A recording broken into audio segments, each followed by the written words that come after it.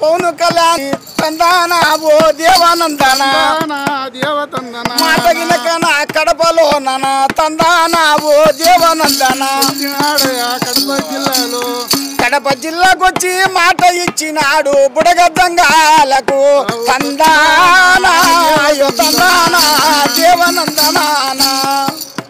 Sir ఇప్పుడు అయితే మీకు ఈ కూటమి ప్రభుత్వం వచ్చింది కదా, ఈ పవన్ కళ్యాణ్ గారు మీరు చెప్పినట్టుగా మాట ఇచ్చారంటున్నారు కదా కడప జిల్లాకు వచ్చి, అంటే మీరు నిజంగా మీలాంటి వాళ్ళని గుర్తించి ఏమైనా సహాయం చేస్తారని నమ్మకం ఉందా? చేస్తారని నమ్మకంతో సార్ మళ్ళీ మేము ఇంతవరకు వచ్చినాము. మాకు ఫుల్ నమ్మకం ఉంది. మాకు 16 సంవత్సరాలు మా పిల్లలకు చాలా ఇబ్బంది పడుతున్నారు.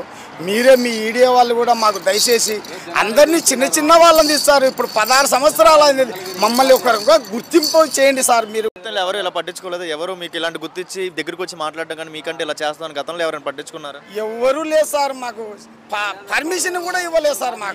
మీకు దగ్గరికి వచ్చి మాట్లాడిన మెత్తి ఎవరో ఎక్కువగా పవన్ కళ్యాణ్ బాగా మాట్లాడినాడు సార్. మాట్లాడారు, ఏదైనా చేస్తానని హామీ ఇచ్చినాడు సార్. అంటే లైక్ ఓటు ఊరు తిరిగినప్పుడు వచ్చినారు, ఎలక్షన్ సమయంలో వచ్చినాడు. మేము మాట్లాడినాము, సంతోషంగా మాట్లాడినాడు. నీకు చేస్తా అని మా రాష్ట్ర నాయకుడు తో మాట్లాడినాము, చెప్పినాడు సార్. అందుకనే ఇప్పుడు సంవత్సరం దాటిపోతుంది. ఇంకా ఏమి అనుకోకపోతే మేము ఇలాగా మళ్ళా విజయవాడ అయితే ఉందా మరి పవన్ ఉంది సార్ నమ్మకం. మిమ్మల్ని చూస్తే గుర్తుపట్టి చేస్తారు? ఉంది సార్, ఉంది సార్. దేవుని దయ వల్ల.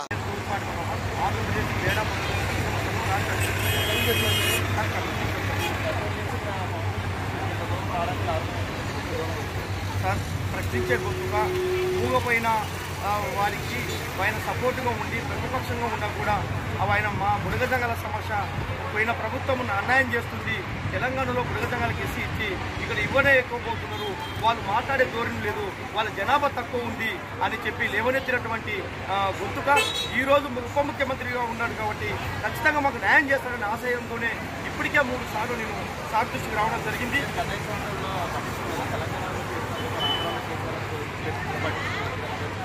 సార్ ఎవరు చూసినా బుడగజంగాల సమస్య పైన అన్యాయం జరుగుతుందని సానుభూతిగా చెప్పే పార్టీలో ఉండే కానీ ఏ పార్టీ కూడా మాకు దాదాపు 14 సంవత్సరాలు గడుస్తున్నా కూడా మా న్యాయబద్ధమైన ఎస్సీ రిజర్వేషన్ హక్కులు అందించడంలో అన్యాయం చేస్తూనే ఉన్నాయి సార్.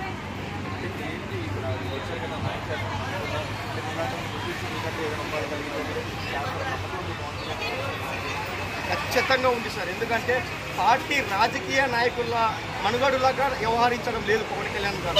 ఆయన సమస్యలను ప్రజల యొక్క సమస్యలను పరిష్కరించాలనే ఒక సిద్ధాంతంతోనే వచ్చినట్లే జనసేన పార్టీ. కాబట్టి ఆ పార్టీ ఖచ్చితంగా మాలాంటి సామాన్యుల సంచార కులాలకు న్యాయం చేసే విధంగా, న్యాయబద్ధంగా హక్కులు కల్పించే విధంగా ఈ పార్టీ ఉంటుందన్న ఆశయంతోనే ఇప్పటికే 4-5 సార్లు నేను ఈ జనసేన పార్టీ వైపు వచ్చి వినతి పత్రాలు ఇస్తున్నాను. కానీ అక్కడ సమస్యలు పోతున్నాయి అధికారుల గురించి, అది మళ్ళీ ఎక్కడేసిన పొమ్మని అక్కడనే ఉంటుందని చెప్పే బాధతో ఆవేదనతో తెలియజేశాను.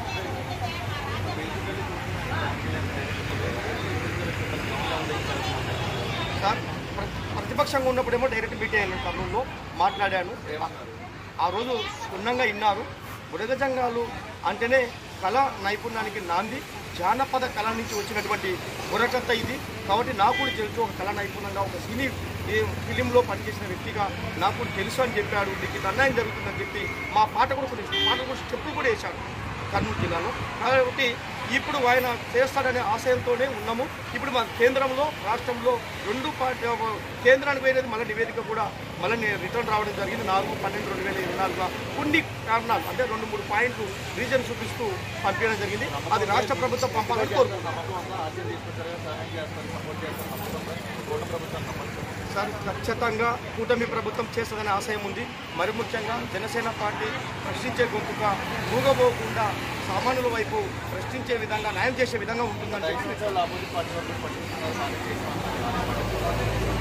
నేను చెప్తున్నా కదా. గత ప్రభుత్వాలు కాదు, దాదాపు 16 సంవత్సరాల నుంచి మాకు న్యాయబద్ధమైన పార్టీలు వస్తున్నాయి కానీ మా తర్వాత మారడం లేదు, మాకు న్యాయబద్ధమైన రిజర్వేషన్ అందడం లేదని